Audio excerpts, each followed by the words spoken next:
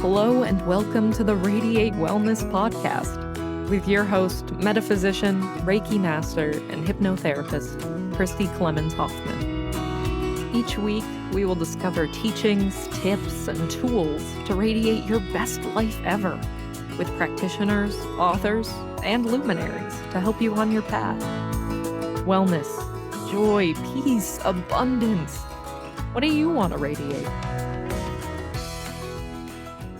Hello and welcome back to the Radiate Wellness Podcast. Today we radiate growth with Rachel Wilson, who is a fighter and a mover and someone who overcomes adversity. Hi, Rachel. How are you doing? Hi, Christy. I'm great. Thank you so much for having me. I'm super excited to be here. Me too. I'm excited to have you because we have kind of a similar story. But before I get too much further, I forgot to ask you, where are you from? Where are you calling from? Or where are you coming in from? Yeah. Well, I'm from and I currently live in Colorado Springs, Colorado. Oh, fantastic. Yeah. I did move away for about 6 years in my 20s, but that's been a while ago now. So I'm back and very well established in Colorado Springs. Yeah. Hoping to retire elsewhere, though.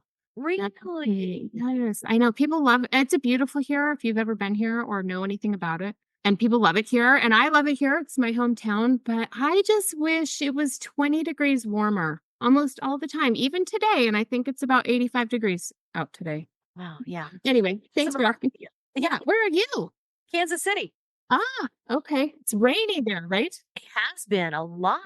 Yeah. So today it is gorgeous. And I'm sitting inside. I know it's the worst. Summer is my favorite. Summer is lovely. Well, listen, I had invited you on to talk to me today because we do have a similar background in a way that you have overcome some things that I have overcome. Well, maybe just one big thing. You've had an unexpected stroke, but is there ever an expected stroke?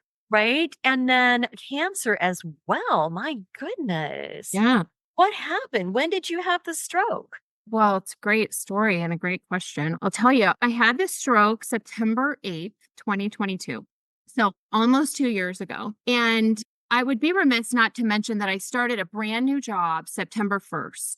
And I woke up on September 8th, just like any other morning. I went downstairs, I made a cup of coffee, I talked to my dogs, I let them out, I gave them a treat. I came back up to my little corner where I sit and I read a little spiritual something and pray and journal. And I just have my morning meditative spiritual practice. For a long time, I had been doing that. And I was sitting there and I looked down at the floor and there was a bag, like a shopping bag, and it had a receipt in it. And I was going to take the receipt out of the bag and fold the shopping bag up and put it in my bag area. You know how we all save bags. It was a nice one. Anyway, and I leaned over and grabbed the bag. And as I was reaching my hand in to get the receipt, it was like I had a disconnect with my body. My body wasn't doing what my brain told it to do because I was telling my brain, like telling my hand to grab the receipt. And of course, this all happened in an instant. And that didn't happen. And I remember thinking, am I having a seizure or something? Like, what's going on? And it freaked me out. And I hollered out like, ah. And I dropped the bag and I hopped up, and my husband, who was still in bed in the right next door in our bedroom, hopped out about it and looked at me and said, "Are you okay?" And I was not okay. And I said, "Ah," because I couldn't speak. And so he was like, "Oh my gosh." And he's like, "Okay, we're going to go to the hospital." And I was wearing like a satin nightgown that I sleep in, my robe. And I wanted to put on some clothes, but I couldn't speak. So I was pointing and saying, ah, and it's funny now in hindsight. Obviously it was scary at the time, but I found that I could write. So I wrote on a piece of paper, "clothes," because he was like rushing me out the door. So then I put on some clothes and we went to the hospital. And then the story progresses from there. But do you want me to just keep going? Keep telling this story. Okay. This is fast. I want to, you just interrupt me if you have any other questions, but otherwise I'll just forge ahead. So we go to the hospital and I got there and I remembered that I had gotten Botox like the day before. And Botox is like a toxin, right? And it freezes. If you've ever had Botox, it freezes. I got it in my forehead. It freezes your forehead so that when you frown like this, which I haven't had it for a while, the wrinkles don't show. And so I thought, oh my gosh, what if it's the Botox, right? So I wrote on the paper, they got me in right away to see someone. And I said, I got Botox yesterday. I wrote on the paper. And the PA who examined me, I don't know if it was that where he dismissed me, but he just thought, oh, she hasn't had a stroke. They sent me back out to the waiting room. And so I was writing to my husband because I still couldn't speak. Have they ruled out a stroke? Because if not, I feel like you always hear about a stroke, like ACT FAST, right? It's an acronym and the whole thing.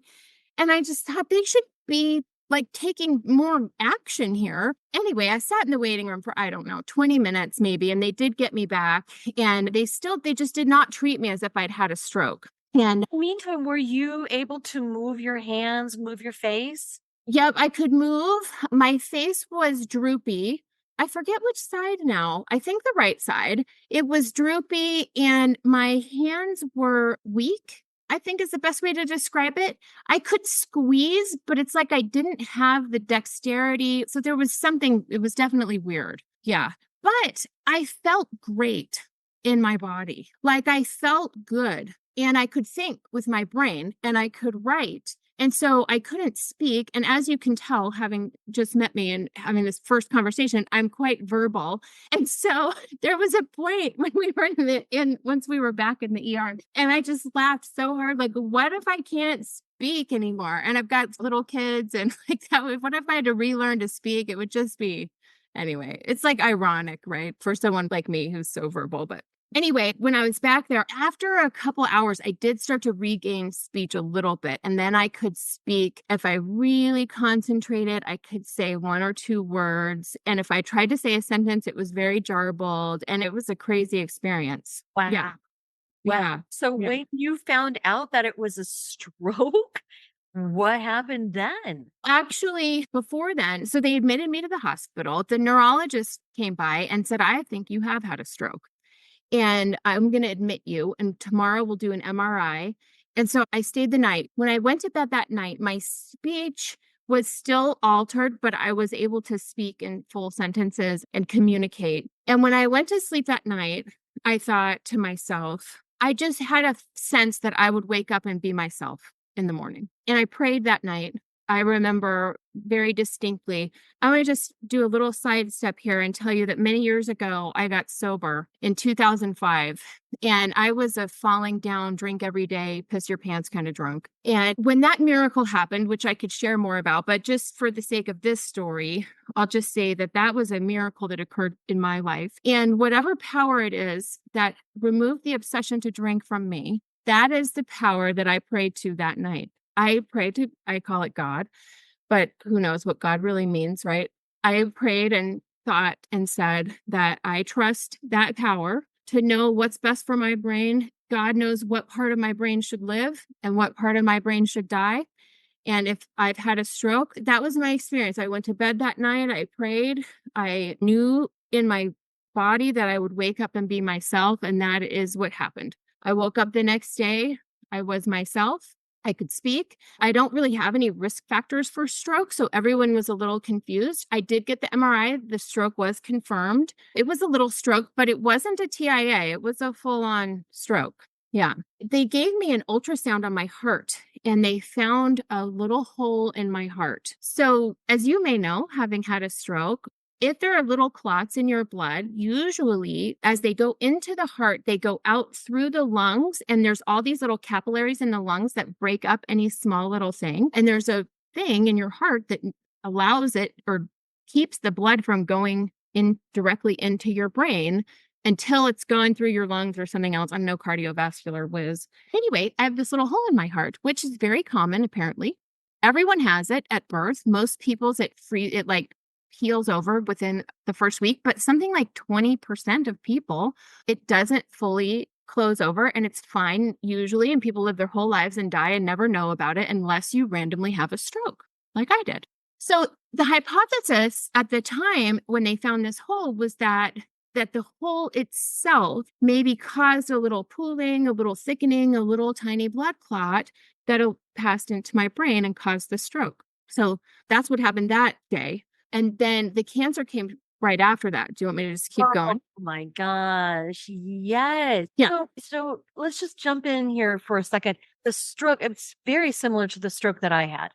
Yeah. Almost exactly similar. Now, How old were you when it happened? gosh, it was like 8 years ago. So I was Okay. early 50s. I was 45. Yeah. So yeah. Yeah. Too young to be having strokes. Yeah. Right? Too young to be having, and no risk factors. I mean, my cholesterol was a little elevated, but my good cholesterol was like rock star. Yeah. Uh, Yeah. the cholesterol was like, kind of, sort of, maybe a little high, but that's Right. the only thing. Same thing with the heart. They give you a whole workup. I never went to the hospital because I didn't know I was having a stroke. I didn't know what I thought it was. And so really very little rehab or anything. So you never really had any rehab from it. No, No. Mm-mm. no, because there was really no rehab to do. Yeah, it was like all the symptoms. Like I said, I woke up the next day and I was myself. I had all my strength, all my faculties. I could speak. They came and checked me and stuff. And I just haven't had any experience of any deficit or any change since then to my functions. Well, and let me jump in here too. I want to, I think, stress this a few times during this interview is that if anybody thinks they are having any symptoms that are just not right, like for both of us, it was speech, and we're both very verbal people. If you have anything that it just seems out of the ordinary, get it checked out as soon as possible. Thank goodness. In my situation, I had like a GP, a general physician appointment, like a physical appointment the next day. And I thought, Mm, just ask about that. And then the doctor just thought, okay, that's strange. Let's send you in for an MRI. And then they confirmed that there had been a stroke previously. And I yeah. was like, oh my gosh, that's scary. So if anybody thinks that you may be having some sort of symptoms that are out of the ordinary, even just speech, that can be a sign of a stroke. So please do get that checked out. Since then, I have found out that I get complicated migraines after that. Oh, Do you get those? I don't. I do get headaches, but I don't think they're complicated migraines. Well, I am deep, deep in perimenopause. And Mhm. so I do get headaches, cycle related. And I got those as an adolescent too, which I find interesting. Well, But I'd never had migraines before, headaches, but not migraines. But these are not even, yeah, there's no pain with them, but they mimic strokes. They mimic, really? yes. So Oh, the speech disturbance and really oh, only symptom of a complicated migraine. yeah. So Interesting. it has since morphed a little bit, but I just want to stress to anybody who's Mm-hmm. is having this type of symptom of garbled speech. You can't form your words, can't get your words out, you can't form a sentence. Do get it checked out. All right. So moving on, my goodness. After that, Yeah. cancer? Heck. The Women in Podcasting Awards are an international People's Choice style of awards event, and we would love your vote. I'm Christy Clemens Hoffman, the host of this podcast you're listening to right now, and I'm up in 3 categories. First, the Health, Wellness, and Fitness podcast for the Radiate Wellness Podcast, what you're listening to now. Also, Faith-Based Podcast for Real Life Angel Encounters podcast. Also, as favorite expert guest. Again, that's me, Christy Clemens Hoffman. I would love your vote. Voting is open until October 1st. Please go to womeninpodcasting.net/vote to cast your vote. And thank you. I don't want to take too much of your time, but I would like to ask you a few simple favors. First of all, please rate, review, and share this podcast wherever you're listening. It sounds like a simple little thing, and it is, but it has a huge impact for us because it helps other people find us in the podcasting algorithms. I don't know how it works, but I do know that it helps a lot. Next, if you would subscribe or follow wherever you're listening, whether that's YouTube or Apple Podcasts, Amazon Music, Pandora, Spotify, wherever you're listening, just hit subscribe or follow, and that helps you and it helps us. It helps you because then you receive notifications when we have a new episode that's out. It helps us because, again, algorithm magic, I don't know what happens, but it helps. And then finally, you can support our podcast in a tangible way by going to radiatewellnesscommunity.com/podcast and then click on support the show. Now, we have a new feature too. We are now on Patreon. You can find us on Patreon. You can also find the link to Patreon when you go to radiatewellnesscommunity.com/podcast. So on Patreon, for $3 a month or $5 a month, you can support your metaphysical and spiritual growth. You can learn about upcoming guests, and you can get early and ad-free versions of the shows. So please support us. This podcast is free for you to listen, but we have costs, and quite frankly, they come out of my pocket. So if you like this content, if you get a lot out of it, please see what you can do to give back. Thank you so much. Yeah. So what happened is I came home after the stroke and I was fine and I went right back to work and it was all good. And then the stroke happened on a Friday. So I was back to work Monday. I worked that week, but then You had a new job. I had a brand new job. Yeah. And it was a big job. It was a big deal to me and to them. We were all very excited about me starting this job. So I actually started my period that week, which I mentioned because I think it's kind of relevant. And then they put me on blood thinners, I should say. They wanted to put me, I had the same exact thing with a little bit of a high cholesterol, and they wanted me to go on a cholesterol drug, whatever that is, a statin drug. And I said, no, thank you. I did see my naturopathic doctor after that. There were a lot of talks about closing the hole in my heart. That was sort of the next step. That's what I was looking at that time. But what actually happened is I woke up in the morning on Friday morning with what I thought was diarrhea. And like the first time it happened, there was just blood all over the toilet bowl, but I was menstruating and it was like day 2. So it was the heaviest day of my period. So I really just thought I just woke up. It's 45. My periods like are heavier now. They're different than they were. Anyway, I just didn't think much of it. But then when I went to the bathroom again and there was blood again, I was suspicious. And then when it happened a third time, I realized that I was bleeding from my rectum. I was actually pooping blood. And that time, when I went to the hospital for the stroke, like I said, I felt great in my body. It was a weird experience because although it was very scary, we laughed a lot. I mean, it was hilarious, my voice. It begged for laughter. And I had that sense. I just knew I was going to be okay. This time, I was really afraid. I thought, like I called my husband and I called my mother-in-law and asked her to come get me and take me to the hospital. And I called my husband and I told him, like, if I die, find someone else who can raise our kid, like that. Like it was a dramatic moment. How long again was this between the stroke and? Yeah, it was 1 week. It was the very next Friday. So don't wake up. Don't get out of bed on Friday. I know, right? It is a good day to just stay in bed. So I went to the emergency room that time and my blood pressure was very low, like 80/40, and they wanted to keep me. By the time I got to the emergency room, I felt better. I was no longer bleeding, pooping blood. And so my husband thought maybe I didn't need to stay, but they really wanted to keep me over the weekend. They said, look, her blood pressure's super low. She just had this stroke. She's on blood thinners. If she were to pass out or something else. And so anyway, I stayed in the hospital and I thought to myself, I'm going to have a great weekend in here. It's going to be awesome. They're going to feed me. You know what I mean? They just wait on you hand and foot. They're so great.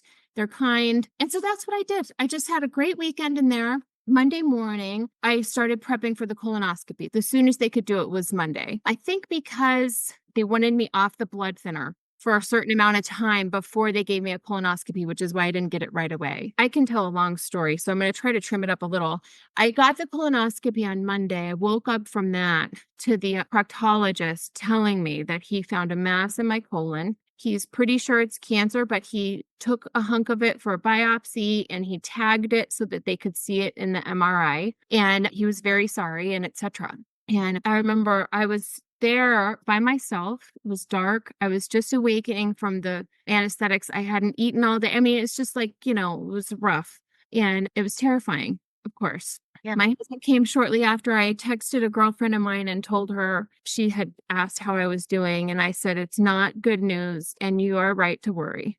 Later that day or the next day, maybe, I don't recall, I found out it was confirmed that it was a cancerous tumor. And that's really where the disconnection from my body, I just thought, what? I couldn't believe it. I didn't have any idea. That I had a cancer growing in my body for who knows how long, years, maybe. So was it identified what type of cancer, like how fast it was growing? Yeah, they identified it. Well, they don't stage it until they take it out, apparently. So they identified it as colon cancer. They get an MRI about how big it was, where it was, et cetera. Then the oncologist, then a whole team sort of came in and started looking. I was talking to my naturopathic doctor. I mean, a lot of things occurred, actually. I spoke to the chaplain in the hospital several times. We prayed together. I have a fundamental belief that sickness, that we like create our own sickness. And I don't mean that as a way to blame ourselves or something, but I have always tried in my life to really look if I'm sick or if something's going on, like what is going on that's causing this in my body, right? Is there something I'm ignoring about my emotional state, my mental state, my spiritual well-being? And I always ask God, spirit, the universe to just show me what that is, if there's something I need to know. And so when I found out I had cancer, it was very hard for me not to blame myself for being overstressed, suppressing something. And so it was a hard blow. Yeah, I feel like you're about to say something. No, just that, yeah, right. We blame ourselves with that. Yeah. I've been eating the wrong things. I've been Yeah. fixing things, treating my body badly. Yeah. Yes, absolutely. So to just tell the story about the cancer, like the medical side of it, there were a couple of surgeons I was looking at. There was one who had been recommended, and it was kind of like down to the last minute. Like I kept calling this guy and asking for him, asking all the doctors to ask him. And he was very busy because he's like the best surgeon in town or whatever. And at the very last minute, he came and said that he would do my surgery that next day. I was going to like get it with someone else. And so I felt like that was really a miracle. And actually, I know I just said I was going to tell the medical side of it, but I can't. It's all intertwined. My best friend said, I'm going to organize a prayer group for you. And you tell me when you have the surgery, and we will be ready and we will pray for you. We will send light and love to the doctors, all of that. And so that occurred. And of course, the surgery got delayed like 5 times, and it was 8 hours later than they thought. So all that was happening while I had the surgery. The surgeon cut the tumor out, resectioned my colon, and I woke up and was in pretty severe pain and was in the hospital for a couple of days. And then I went home, and that was that. I did see the oncologist. They recommended chemotherapy. I knew for sure I didn't want to do that. Well, I didn't know for sure. I was going to listen to what he had to say. What he had to say was not compelling. So I chose not to do chemotherapy. I did do some natural treatments, which I'd be happy to share about after that. But mostly what I want to share is this. My takeaway from this whole experience, couple things, right? One is I'm really, really mindful of my stress level now. Good. At the time I had started that brand new job, right? I mean, I was so new, but even before that, I just think I was under stress that I self-induced, right? I'm much more careful about my stress. I started a meditation practice. I've changed my spiritual practice, in other words, and started meditating and taking that very seriously. But in those early days, like right afterward, because I had that surgery on, I think it was that following Friday, I called my boss and I said, hey, this is what the news I just got. I need 2 weeks. Like, I don't know if I'm going to come back. If you need to hire someone else, you have to do what you can, this is my brand new job, right? So he said, hey, we're just going to wait. My predecessor agreed to continue to do the job for those 2 weeks. She was a cancer survivor. She had refused chemotherapy. So that was like a synchronicity in my life that was random. I had her to talk to. I had a lot of support. But in those early days after, I just felt like, how could I not know? Like I said, how could I not know that this was growing inside me? And that was really the betrayal. I felt really betrayed by my body. And something shifted, though, like probably within the first 3 weeks or so. And what I realized, so let me just tell you that what happened, they think, is that cancer is a procoagulative state in the body. So the cancer created the blood clot. So what happened for me is I had a miracle of perspective change where I realized that instead of feeling betrayed by my body, I trust my body more than ever because I believe that my body gave me that stroke so that they could find that tumor and save my life. It's remarkable. Yeah. Right? You know what? I made a note here that maybe we should call this episode Radiate Faith because your faith is so strong that it carried you through. You get this scary diagnosis and then realize that, wait a minute, my Mhm. body didn't betray me like I thought. Yeah. Body may have saved my life. Yeah. And again, as a personal story, I had tried for 7 years to conceive my daughter, Oh. went through just about everything, Mhm. tried to get pregnant with my daughter, ended up finally adopting. And just the feeling like through all of the tests, all of the different things, Mhm. found out that I've got a thyroid issue, and I had allergies to gluten and dairy. Mm. So found out things about my body that I would not have known otherwise.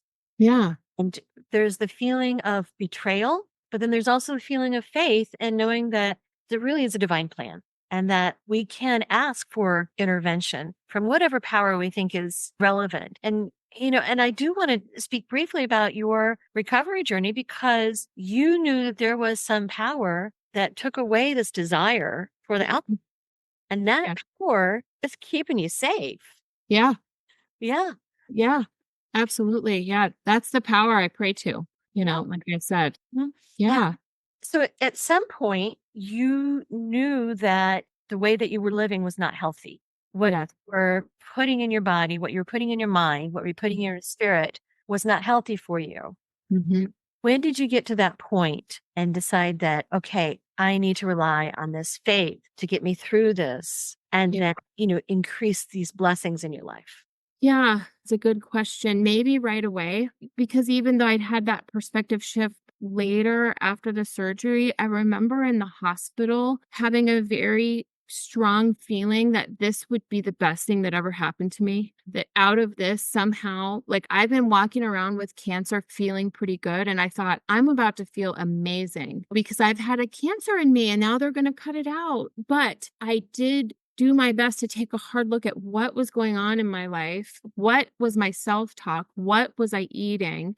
What was I thinking about, right? How was I spending my time? And what happened, I don't know that I'm answering your question exactly right, but so re-ask it if I'm not, but I totally transformed my spiritual practice. Remember how I said I sat in the chair and I drank the coffee and I read a little and prayed and wrote in my journal. I did that for years, 15 years probably. And after this, I stopped. I stopped doing that. And what I started doing instead is really being still and meditating. And what that looks like is, I've tried all kinds of different things. So, in other words, the experience, it brought me closer to my faith for sure. And it changed it and in a way that I maybe didn't know I needed beforehand. Yeah. I want to jump in again and just remind our listeners, our audience, that in addition to the stroke that you had and the strange symptoms that could come up out of the blue, you also had these strange symptoms with the cancer diagnosis. Hmm. That we need to have that faith in ourselves and our body, that our faith that our body does all the things a body's supposed to do. And when it doesn't, we should pay attention to that Hmm. and that at least get things checked out, right? Pooping blood is not normal, That's right. Yeah. you Yes. know, Even if you're menstruating. right? It's not normal. That's right. To just take stock of our body and know what's normal and what's expected of our bodies. And then when something is not in that normal range, and to start looking and asking the questions and just having that faith. Hmm. Our body does know what to do. Our body knows how to heal itself. Our body knows how to operate in perfect harmony. Yes. Doesn't, we need to look at that. And I also wanted to mention that you noticed what was not right in your world too, your thoughts Hmm. and wanting to drink, consume alcohol to the point of, I think you said, pissing yourself and Yeah. Oh, yeah. right. Super classy. Yeah. Um, And knowing that what we put into our bodies is essential for what we get out of our bodies. hmm. Mm, Yeah. And doing my best to listen to my intuition. I think that, like you said, to trust your body, and for our listeners, listening to your body and trusting if something's up, that I don't know, I speak to a lot of people who have a sense that something's going on, and they may hear from one doctor or another that everything's okay, and or vice versa. There's a young woman I work with who recently had a baby, and her baby was like okay, but her pediatrician was concerned about the baby not gaining. This is a huge baby, 10-pound baby. It wasn't a tiny little new preemie or anything. And anyway, she just, as a new mother, just had a sense that her baby was okay, but this pediatrician really scared her and she went to the hospital and etc. My point is just exactly what you said, is like there's something magical about any experience that allows you to trust your intuition more or get more in touch with your body or yourself. And because my relationship with God or the universe or spirit, my only access to it is through my body here on earth, right? It's your body's Yeah. a message system to let you know, Yeah. hey, ding dong, there's something going on, right? Yeah. Something that you're putting in your body, putting in your mind is not working for you. Yeah. Get your attention. Absolutely. Yeah. Yeah. Love that you said that. I mean, that's the basis of my Reiki practice and my hypnosis practice as well, that our body lets us know where we need to shift our thoughts and shift our way of thinking. Mhm. Yeah. Yeah. So you made some changes. You went in and corrected some of the things that you were thinking and believing. Hmm. And now Yeah. you've taken these adversities, these chapters in your life, and you're starting to speak to people about it. Yeah. You're building something beautiful here. Yeah. What are you working toward? Well, thanks for asking. I actually, my friend who had that prayer group for me, Yeah. she told me after that in her meditation had a vision of me speaking on a stage. And I've thought about that a lot since then. And anyway, I'm going to throw my hat in that ring. I would love the opportunity to share my story if it inspired anyone or provided healing, health, faith to even one person, right? That would be amazing. And I would love to be able to make a difference in that way if I could. So I'm working towards that. And along those lines, one of the main changes I made was to pursue things in my life that bring me pleasure and joy and fun, right? And really prioritize that over like working and whatever, making money and saving for retirement or etc. And so it's not that I wasn't having fun before, mind you, but definitely I've had more of a shift toward, because hey, I'm not an alcoholic by mistake. I am a party girl through and through. I want to have a good time. And I wasn't drinking away my sorrows. I mean, unless I was, but mostly I was trying to enhance something. And so I got in touch with that. Like, I want to have a good time. I want to do the things that I love to do. And one of the things I love to do is to connect with people, share stories, have conversations like this. So yeah, what I'm up to is pursuing that. That's wonderful. And to that end, you've got this wonderful website, rachelwilsonlive.com, that we can use to connect with you and find out what you've got going on.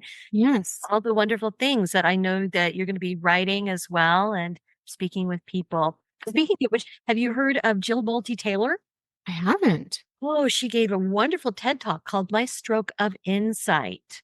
Ah, She is hey. a brain scientist who had a stroke one morning before work, kind of like you, Yeah. but it was a more serious stroke and more debilitating type of stroke. But she tells the story so beautifully and wonderfully. So again, anybody who's having symptoms that are not things that with your body that are out of the blue, that are so strange. And like I said, we don't have unexpected strokes. We have, I mean, like they're not Right. expected, right? Right. Right. No one's having an expected stroke. Yeah. Right. Right. Like, Yes. Yeah, I think that's a safe statement. that's a safe statement to say. So you know your body best. If your body's doing anything strange, please get it checked out. It's Mhm. worth it. Yeah. So Rachel Wilson, I wish you great success. I'd love to have you back on when you've got a book or a class or something like that that you're wanting to promote, because Yes, I thank you. think it is wonderful. Your story is everybody's story. I think women need to know this story, that we can trust ourselves, we can trust our intuition, we can trust whatever higher power that we feel is in play in our life. Yeah, absolutely. Thank you for Yeah, telling. thank you. I would love to come back, and I absolutely will. Don't know what to watch next? Decisions, decisions. Well, we've got some suggestions. You can click this little video here and watch that. It's something that we think you're going to like. If you like the last one, you're going to like that one too. You can also click on the subscribe button. And if you do that, then you'll get notifications whenever we have a new video up. Win-win, right?